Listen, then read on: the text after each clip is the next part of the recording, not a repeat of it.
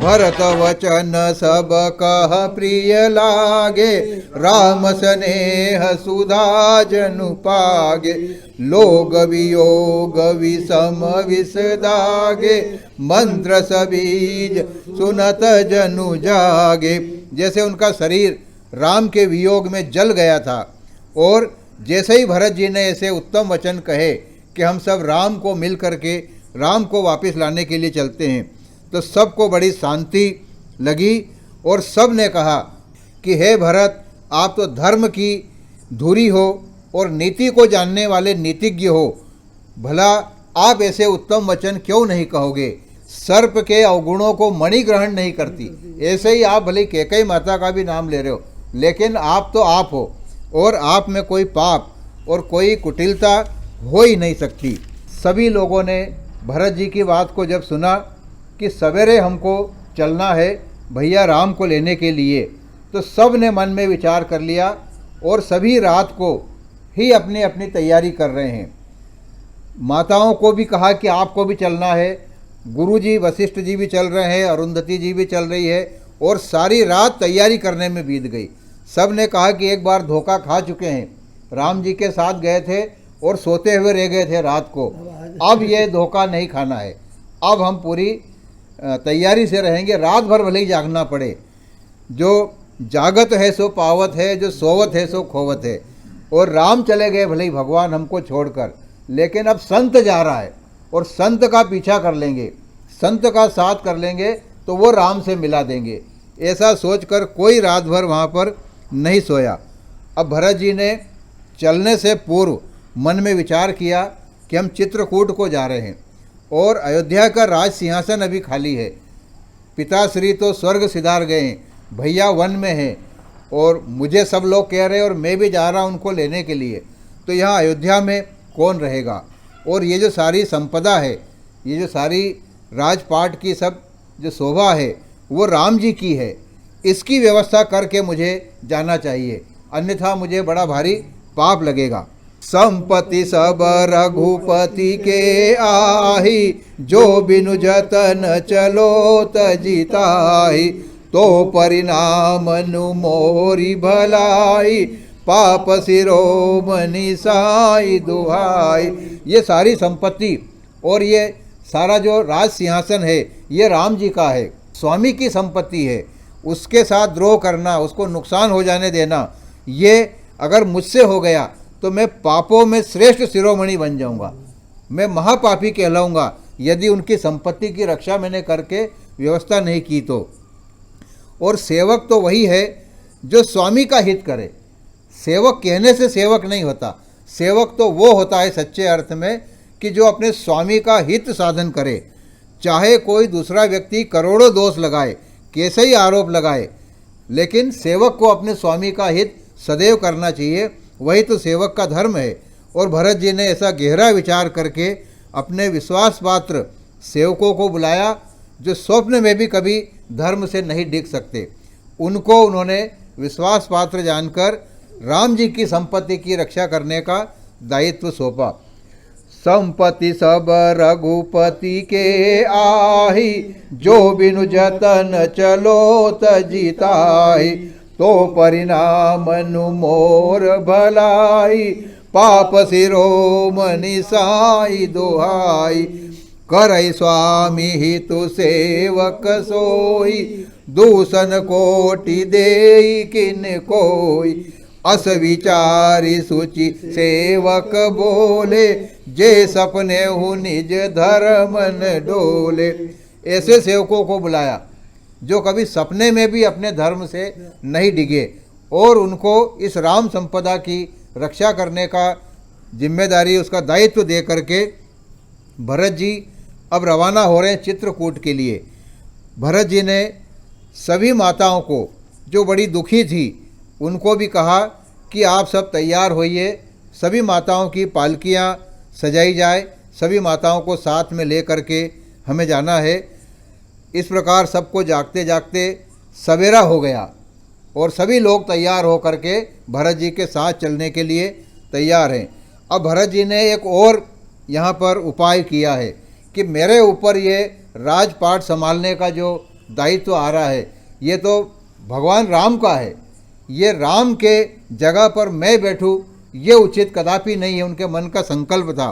तो उन्होंने कहा कि अब वहाँ जाएंगे और भैया मान जाए तो तत्काल तुरंत दान महापुण्य। गांव में कहावत है कि तुरंत दान करो, उसका महापुण्य लगता है, और विचार करते करते न मालूम क्या हो जाए।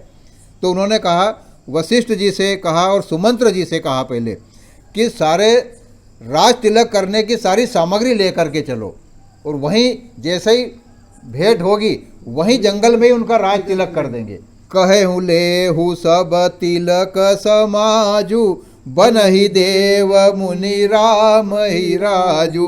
बेगी चलहु सुनि सचिव जोहारे, तुरत तुरग रथ नाग सवारे। रामचंद्र जी को वहीं राज्य दे देंगे और सारे राज तिलक की सामग्री को आप साथ में लेकर के चलिए। फिर वशिष्ठ जी, उनकी धर्मपत्नी अरुंधति जी, ये सारी अग्निहोत्र की, यज्ञ की, हवन की सारी सामग्री होती है, और सब ब्राह्मणों के समूह को लेकर और सब के सब सवारियों पर चढ़कर और पूरा काफिला वहाँ से चित्रकूट के लिए रवाना हुआ। सबकी इच्छा थी कि हमें प्रभु राम का दर्शन करना है, इसलिए सभी नर नारी ऐसे भागे जा रहे हैं जैसे हाथी और हथिनी ने कहीं बड़े प्यासे हैं और उन्होंने जल देख लिया हो, उस जल को पीने के लिए वो भगते हैं। ऐसे ही सब भगे जा रहे हैं। और भाई शत्रुघ्न जी ने ये विचार किया कि मेरे भैया राम, जब सिया और राम वन में पैदल चल रहे हैं तो मैं तो यहाँ से पैदल चलूँगा। सबको रथ सहित रवाना करते हैं और पैदल चलते हैं। लेकिन इसी बीच जो राम की माता है कौशल्या जी, वो भरत के पास जाती है और बड़ी कोमल वाणी में उनसे एक निवेदन करती है कि भरत, तुम अगर पैदल चल रहे हो तो तुमको देखकर नगर के जितने नर नारी हैं ये सब पैदल चल रहे हैं। बोले नियम जीवन में वही लेना चाहिए जिससे दूसरों को दुख न हो। तुम तो धर्म को, नीति को जानने वाले हो, और तुम्हारे पैदल चलते कोई भी सवारी पर बैठने को तैयार नहीं है, और सारे नर नारी पैदल चल रहे हैं, और ये वैसे ही राम वियोग में बड़े परेशान हो गए हैं और ये पैदल चलने के लायक नहीं है और शोक के मारे बड़े दुखी हैं। तो मेरा ये अनुरोध है कि तुम दोनों भाई रथ पर सवार हो जाओ। तो भरत जी की वही विशेषता है, भरत इतने सरल हैं, उनने वो नहीं कहा कि नहीं मैंने प्रण ले लिया है। माता ने जैसे ही कहा कि आपके नियम से सब लोग परेशान हो रहे हैं तो आप उस नियम को त्याग दो और मेरा अनुरोध है कि आप रथ पर सवार हो। तो भरत जी सहज और सरल है, किसी बात को अपने अहंकार से नहीं जोड़ते, ऐसा करूँगा तो ही बड़ा और नहीं करूँगा तो छोटा। राम दरस बस सब नर नारी, जनु करि करनि चले तकी बारी। बनसिय राम समझु मन माही, सानुज भरत पयोदहि जाय। देखि स्नेहु लोग अनुरागे, उतरी चले गय रथ त्यागे। जाई समीप राखी निजी डोली, राम मातु मृदुबानी बोली। जब दोनों भाई पैदल चलने लगे तो कौशल्या माता बड़े प्रेम से भरत जी के पास गई और उनसे कहा कि हे बेटा, तुम रथ पर चढ़ जाओ, नहीं तो सारे नगर के सारा परिवार दुख में पैदल चल रहा है और नगर के नर नारी पैदल चल रहे हैं। तुम पैदल चलोगे तो सब तकलीफ में रहेंगे। तो भरत जी ने उनकी बात मानते हैं। सिर धरि वचन चरण सिरुनाई, रथ चढ़ी चलत भये दो भाई। तमसा प्रथम दिवस करि बासु, दूसर गोमती तीर निवासु। जैसे ही माता ने कहा, उनकी आज्ञा को सिर झुका करके दोनों भाई ने मान लिया और रथ पर बैठ गए। किसी को दुख न हो इसके आगे अपनी बात चलाना और हट करना ये भरत जी के स्वभाव में नहीं है। उनका तो एक ही उद्देश्य है कि सब मिलकर के जाएं और भगवान राम को, हमारे बड़े भाई को राज तिलक वहीं पर कर दें। पहला मुकाम उनका तमसा के तट पर हुआ, दूसरा गोमती के किनारे गए और उसके बाद निषाद राज के नगर श्रृंगवेरपुर में वो पहुँचे और वहाँ पर जा कर के जैसे ही निषाद राज को ये मालूम पड़ा, खबर ऐसी मिली कि भरत आ रहे हैं और साथ में बहुत बड़ा काफिला है, रथ, हाथी, घोड़े, ऊँट और बड़ी भीड़ लेकर के आ रहे हैं। तो उन्होंने ये कहा, निषाद राज ने सोचा कि बड़ी सेना लेकर के भरत आ रहा है।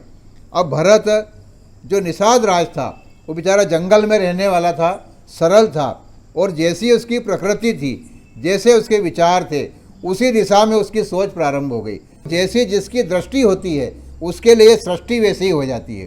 दृष्टि उचित है तो सृष्टि भी उचित है, और दृष्टि अगर बिगड़ गई तो उसके लिए पूरी सृष्टि उल्टी हो जाती है। ऐसा ही निषाद राज ने जब पहले ही समाचार पाया कि भरत तो बड़े काफिले के साथ जा रहा है, तो वो विचार करने लगा कि क्या कारण है जो भरत वन में आ रहा है। जरूर इसके मन में कुछ कपट भाव है, और भरत ने लगता है कि कुछ कुटिलता ठान ली है, क्योंकि अगर कुटिलता नहीं होती तो सेना को साथ में क्यों लेके आ रहा है, इतना बड़ा काफिला किस बात का है। और ये समझ रहे हैं कि छोटे भाई लक्ष्मण सहित श्री राम को मारकर सुख से निष्कंटक राज्य करूँगा, ऐसा विचार इनके मन में आ गया है, ऐसा मुझे लगता है। ऐसा निषाद राज सोच रहा है कि शायद ऐसा हो गया है, इसलिए पूरे काफिले के साथ ये आ रहे हैं। लेकिन यहाँ पर भी राम का सखा निषाद राज खड़ा हुआ है।